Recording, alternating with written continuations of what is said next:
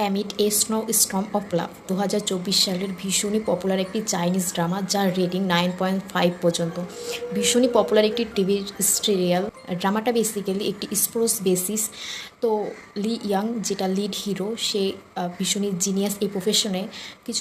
কিছু কারণে সে এই গেমটি খেলা ছেড়ে দেয়, কিন্তু হঠাৎ একদিন তুষারপাতের রাত্রে একটা মেয়ের সঙ্গে তার দেখা হয়, যাকে সে ভীষণই পছন্দ বা লাভ অ্যাট ফার্স্ট সাইট বলতে পারো।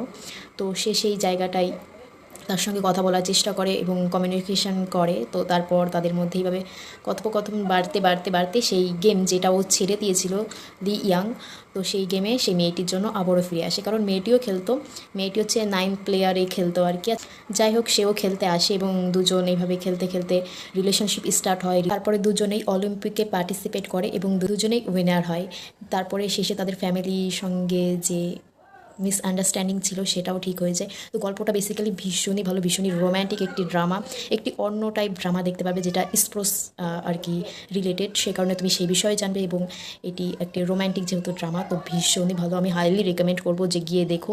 হিন্দি ডাবে অ্যাভেলেবেল। আর কোথায় দেখবে সেটা হচ্ছে ইউটিউবে এর 30টা এপিসোডই অ্যাভেলেবেল রয়েছে, তো অবভিয়াসলি গিয়ে চেক আউট করতে পারো।